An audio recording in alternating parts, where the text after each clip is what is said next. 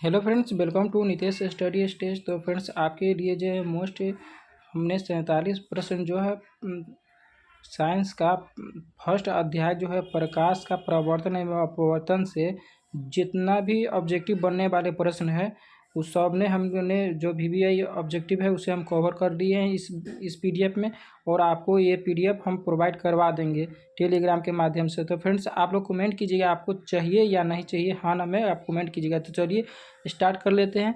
First प्रश्न है, दाढ़ी बनाने में किस प्रकार के दर्पण का प्रयोग किया जाता है? दाढ़ी बनाने में किस प्रकार के दर्पण का प्रयोग किया जाता है? अवतल दर्पण का प्रयोग किया जाता है। फ्रेंड्स, राइट आंसर सी हो जाएगा। नेक्स्ट प्रश्न है, गोलीय दर्पण में फोकसांतर एवं वक्रता त्रिज्या का बीच संबंध है। गोलीय दर्पण में फोकसांतर एवं वक्रता त्रिज्या के बीच संबंध है। F इक्वल टू हो जाएगा R/2। Option C right answer हो जाएगा फ्रेंड्स। नेक्स्ट प्रश्न है, यदि किसी अवतल दर्पण की फोकस दूरी f है तथा उसकी वक्रता त्रिज्या R हो तो F इक्वल टू होता है R/2। Option A right answer हो जाएगा। नेक्स्ट प्रश्न है फ्रेंड्स, अवतल दर्पण से परावर्तन के बाद किरण किस बिंदु से होकर गुजरेगी? अवतल दर्पण से परावर्तन के बाद किरण किस बिंदु से होकर गुजरेगी? तो राइट आंसर हो जाएगा F से होकर गुजरेगा फ्रेंड्स। तो राइट आंसर ऑप्शन बी हो जाएगा। नेक्स्ट प्रश्न, किसी दर्पण से वस्तु को कहीं भी रखने से वस्तु के बराबर आकार का सीधा प्रतिबिंब बनता है तो दर्पण कैसी होगी? तो दर्पण ये होगा, समतल दर्पण होगा। ऑप्शन सी राइट आंसर हो जाएगा friends. Option C right answer हो जाएगा। नेक्स्ट प्रश्न, प्रकाश के अपवर्तन के कितने नियम हैं? प्रकाश के अपवर्तन के 2 नियम हैं। ऑप्शन बी राइट आंसर हो जाएगा फ्रेंड्स। नेक्स्ट प्रश्न, प्रकाश का वर्ण विक्षेपण किस उपकरण से संभव है? तो प्रिज्म से संभव है। ऑप्शन सी राइट आंसर हो जाएगा फ्रेंड्स। नेक्स्ट प्रश्न, किसी गोलीय दर्पण की वक्रता त्रिज्या 50 सेंटीमीटर है तो उसकी फोकस दूरी होगी, तो फोकस दूरी क्या हो जाएगा? F इक्वल टू होता है ना R/2। F equal to R/2 हो जाएगा। तो यहाँ सॉरी स्मॉल लिख दिए हैं, कैपिटल होगा R/2। तो R के जगह 50 को रखेंगे, आप बटा 2 करेंगे तो 25 होगा, यानी 50 बटा जब 2 करेंगे तो हो जाएगा 25 बचेगा। तो फ्रेंड्स, ऑप्शन हो जाएगा ये मेरा सी राइट आंसर हो जाएगा। नेक्स्ट प्रश्न, 1 मीटर फोकस दूरी वाले उत्तल लेंस की क्षमता होगी 1D होगा, 1D होगा। ऑप्शन बी राइट आंसर हो जाएगा फ्रेंड्स। नेक्स्ट प्रश्न है, किसी उत्तल लेंस की फोकस दूरी हमेशा होगी, उत्तल लेंस की फोकस दूरी हमेशा जो पॉजिटिव होगा। ऑप्शन ए राइट आंसर हो जाएगा फ्रेंड्स। उत्तल लेंस की फोकस दूरी हमेशा पॉजिटिव होता है। ऑप्शन ए राइट आंसर हो गया फ्रेंड्स। नेक्स्ट प्रश्न है, प्रकाश का वेग न्यूनतम होता है। प्रकाश का वेग किस में न्यूनतम होता है? तो फ्रेंड्स, प्रकाश का वेग जो है कांच में न्यूनतम होता है। ऑप्शन डी राइट आंसर हो जाए फ्रेंड्स। Option D. नेक्स्ट प्रश्न है, निम्नलिखित में से कौन सा पदार्थ लेंस बनाने के लिए प्रयुक्त नहीं किया जा सकता? मिट्टी का प्रयुक्त नहीं किया जा सकता बनाने के लिए, लेंस बनाने में मिट्टी का प्रयोग नहीं किया जा सकता है। ऑप्शन डी राइट आंसर हो जाए फ्रेंड्स। Option D. नेक्स्ट प्रश्न, काल्पनिक प्रतिबिंब होते हैं काल्पनिक प्रतिबिंब हमेशा सीधा होता है friends, option A right answer हो जाएगा। नेक्स्ट प्रश्न, किस दर्पण से हमेशा वस्तु से छोटा प्रतिबिंब प्राप्त होगा? किस दर्पण से हमेशा वस्तु से छोटा प्रतिबिंब प्राप्त होगा फ्रेंड्स? उत्तल दर्पण से वस्तु से हमेशा छोटा प्रतिबिंब प्राप्त होगा, ऑप्शन बी राइट आंसर हो जाएगा फ्रेंड्स। नेक्स्ट प्रश्न है, 4D क्षमता वाले अवतल लेंस की फोकस दूरी होगी। 4D क्षमता वाले अवतल लेंस की फोकस दूरी होगी, राइट आंसर फ्रेंड्स 25 सेंटीमीटर हो जाएगा। इसका राइट आंसर ऑप्शन बी हो जाएगा।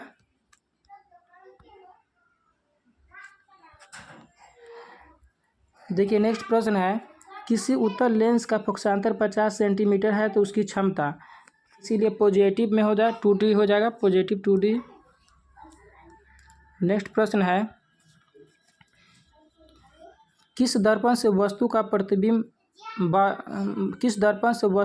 प्रतिबिंब बनता है? किस दर्पण से वस्तु का बड़ा प्रतिबिंब बनता है? अवतल दर्पण में जो है वस्तु से, अवतल दर्पण में है फ्रेंड्स जो कि वस्तु से बड़ा प्रतिबिंब बनता है, अवतल दर्पण में, ऑप्शन बी राइट आंसर हो जाए फ्रेंड्स। नेक्स्ट प्रश्न, 2D क्षमता वाले लेंस का फोकसांतर होगा, 2D क्षमता वाले लेंस का फोकसांतर होगा 30 सेंटीमीटर होगा फ्रेंड्स, 30 सेंटीमीटर होगा। नेक्स्ट प्रश्न, प्रकाश के परावर्तन के कितने नियम हैं? प्रकाश के परावर्तन के 2 नियम है, ऑप्शन बी राइट आंसर हो जाए फ्रेंड्स।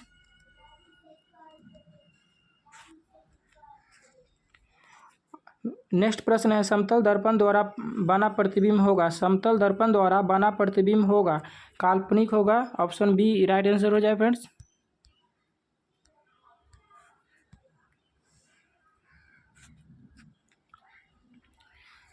नेक्स्ट प्रश्न है, जब प्रकाश की किरण हवा से कांच में प्रवेश करती है तो वह मुड़ जाती है। जब प्रकाश की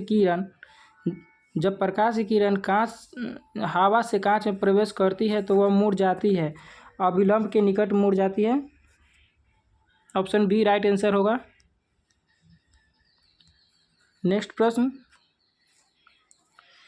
किसी दर्पण से आप चाहे कितना भी दूरी पर खड़े हो, आपका प्रतिबिंब सदैव सीधा प्रतीत होता है, संभवतः दर्पण है या तो समतल या तो उत्तल होगा, ऑप्शन बी राइट आंसर हो जाएगा, क्योंकि आपका प्रतिबिंब हमेशा जो है सीधा प्रतीत होगा, तो या तो समतल में हो सकता है या तो उत्तले में होगा, दोनों में हो सकता है, ठीक है। इसीलिए ऑप्शन यहाँ दिया हुआ है दोनों, तो इसीलिए या तो समतल या तो उत्तल, ऑप्शन बी में राइट आंसर था। नेक्स्ट प्रश्न है, फोटोग्राफिक कैमरे का अभिदृश्यक होता है, फोटोग्राफिक कैमरा का अभिदृश्यक होता है, राइट आंसर हो जाएगा उत्तल लेंस में, ठीक है, ऑप्शन ए राइट आंसर हो जाएगा। नेक्स्ट प्रश्न है, साइड मिरर के रूप में प्रयुक्त होता है, साइड मिरर के रूप में प्रयुक्त होता है, किसका उपयोग करते हैं साइड मिरर के रूप में? तो हम लोग करते हैं किसका प्रयोग करते हैं साइड मिरर में? तो उत्तल दर्पण का प्रयोग करते हैं, ऑप्शन बी राइट आंसर हो जाएगा फ्रेंड्स, ऑप्शन बी राइट हो जाएगा। नेक्स्ट प्रश्न है, एक अवतल दर्पण की फोकस दूरी 10 सेंटीमीटर है तो उसकी वक्रता त्रिज्या क्या होगी? एक अवतल दर्पण की फोकस दूरी 10 सेंटीमीटर है तो उसकी वक्रता त्रिज्या क्या हो जाएगी? एफ इक्वल टू होता है ना r/2, अभी आपको हम बताए थे एफ इक्वल टू जब r/2 होता है तो फोकस दूरी तो दिया हुआ है, एफ इक्वल टू क्या होता है r/2 होता है, तो फोकस दूरी कितना है? फोकस दूरी 10 है, हमको निकालना क्या है? इसमें त्रिज्या निकालना है, सो यहाँ एफ इक्वल टू। नेक्स्ट प्रश्न है, अवतल दर्पण की फोकस दूरी 10 सेंटीमीटर है तो उसकी वक्रता त्रिज्या क्या होगी? तो एफ इक्वल टू क्या होता है फ्रेंड्स? एफ इक्वल टू होता है कैपिटल R/2 होता है, तो हमें क्या निकालना है? वक्रता त्रिज्या निकालना है, यानी आर निकालना है। फोकस दूरी 10 सेंटीमीटर दिया हुआ है तो ये आर हमको निकालना है, तो आर बराबर क्या हो जाएगा? सॉरी, यहाँ मान लीजिए यहाँ 2 है, ठीक है, आर बराबर हो जाएगा ना एफ × 2 हो जाएगा, तो एफ के जगह जो हम 10 को रखेंगे तो हो जाएगा 20 हो जाएगा, ठीक है। तो अवतल दर्पण कह रहा है ना, तो 20 centimetre, option B right answer हो जाएगा। और ये होगा हमेशा निगेटिव में होगा, ठीक है। अवतल दर्पण रहेगा तो हमेशा निगेटिव में होगा, और उत्तल दर्पण होगा तो हमेशा पॉजिटिव में होगा। तो यहाँ ऑप्शन दिया रहेगा आपको, वहाँ पर पॉजिटिव निगेटिव करके दिया रहेगा, तो आप समझ जाइएगा। अगर पॉजिटिव में होगा तो आप समझ जाइएगा से ये उत्तल दर्पण है, अगर निगेटिव में होगा आंसर तो आप समझ जाइए यह अवतल दर्पण है, ठीक है। उसमें बजाते से आपको मालूम ये चल जाएगा, ठीक है।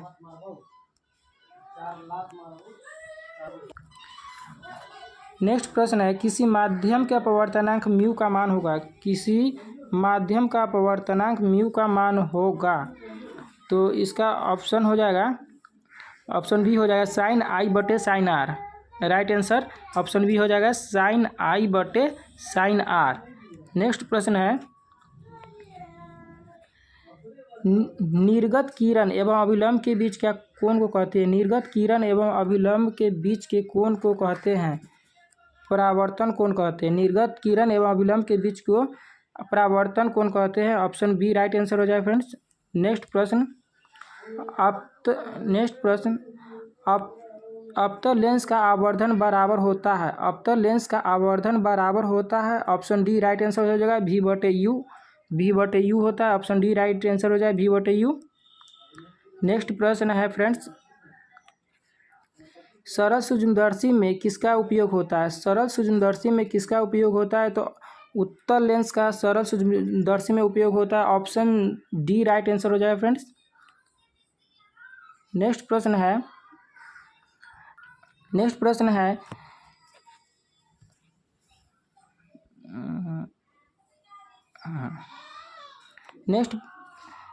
किस लेंस द्वारा सिर्फ काल्पनिक प्रतिबिंब बनता है। किस लेंस द्वारा सिर्फ काल्पनिक प्रतिबिंब बनता है, तो उत्तल लेंस द्वारा सिर्फ काल्पनिक प्रतिबिंब बनता है। ऑप्शन ए राइट आंसर हो जाएगा फ्रेंड्स।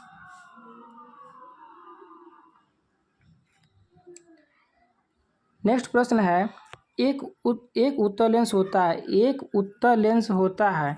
एक उत्तल लेंस होता है, किनारों की अपेक्षा बीच में मोटा होता है। किनारों की अपेक्षा बीच में मोटा होता है उत्तल लेंस का। ऑप्शन सी राइट आंसर हो जाएगा। नेक्स्ट प्रश्न है, किसी बिंब का वास्तविक तथा समान आकार का प्रतिबिंब प्राप्त करने के लिए बिंब को उत्तल लेंस के सामने कहाँ रखें। किसी बिंब का वास्तविक तथा समान आकार का प्रतिबिंब प्राप्त करने के लिए बिंब को उत्तल लेंस के सामने कहाँ रखें, फोकस कहाँ रखें, तो राइट आंसर इसका हो जाएगा फोकस दूरी की दोगुनी पर। कहाँ रखें, फोकस दूरी की दोगुनी पर। ऑप्शन बी राइट आंसर हो जाएगा। नेक्स्ट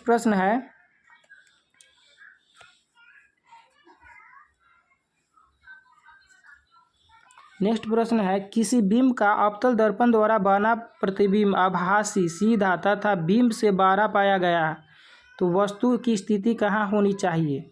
तो वस्तु की स्थिति कहाँ होनी चाहिए, दर्पण के ध्रुव तथा मुख्य फोकस के बीच। दर्पण के ध्रुव तथा मुख्य फोकस के बीच। ऑप्शन डी राइट आंसर हो जाएगा।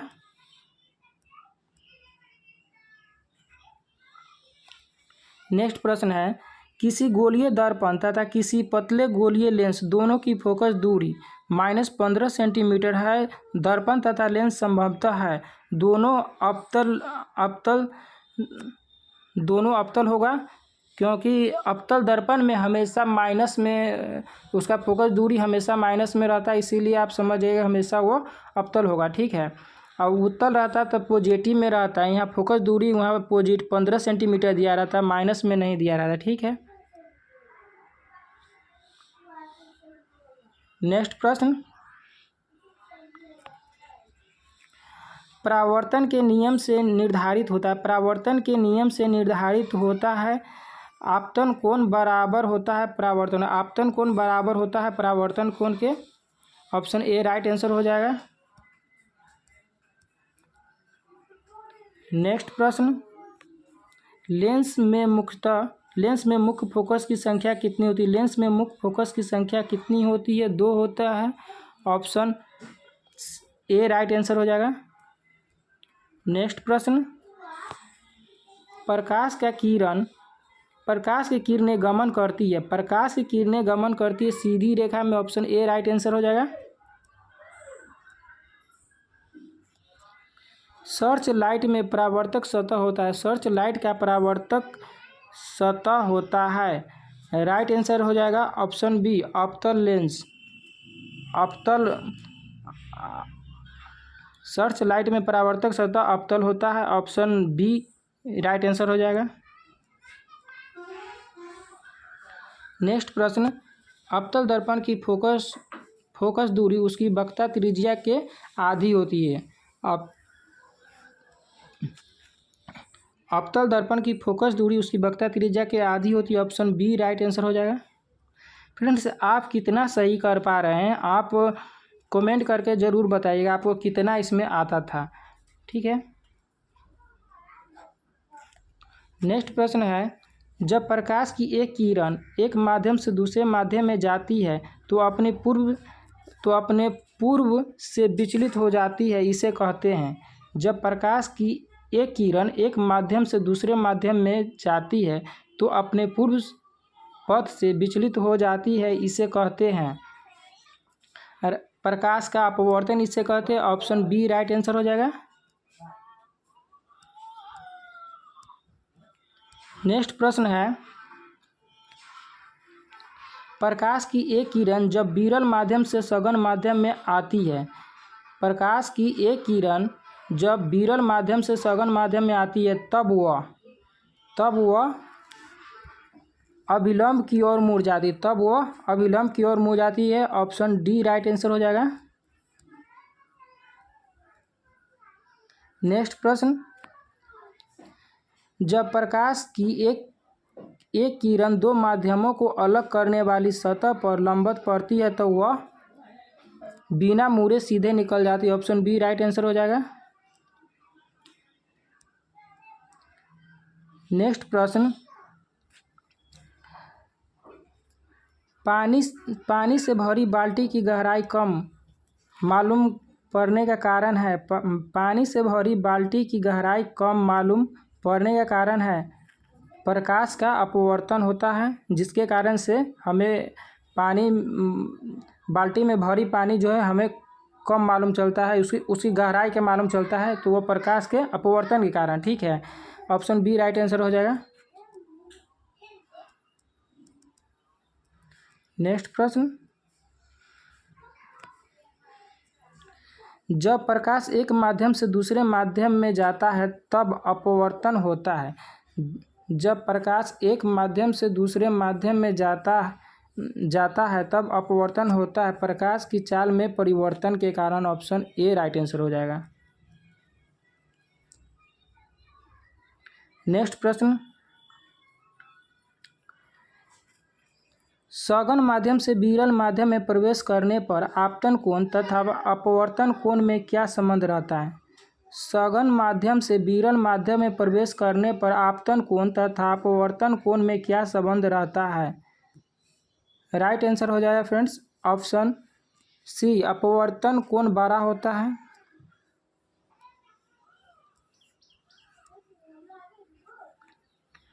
नेक्स्ट प्रश्न है, जब प्रकाश की किरण हवा से कांच नेक्स्ट प्रश्न है, जब प्रकाश की किरण हवा से कांच के प्रिज्म की परावर्तन सतह से होकर प्रवेश करती हुई दूसरे अपवर्तक सतह से होकर बाहर निकलती है तब वह मुड़ जाती है प्रिज्म के आधार की ओर, प्रिज्म के आधार की ओर मुड़ जाती है।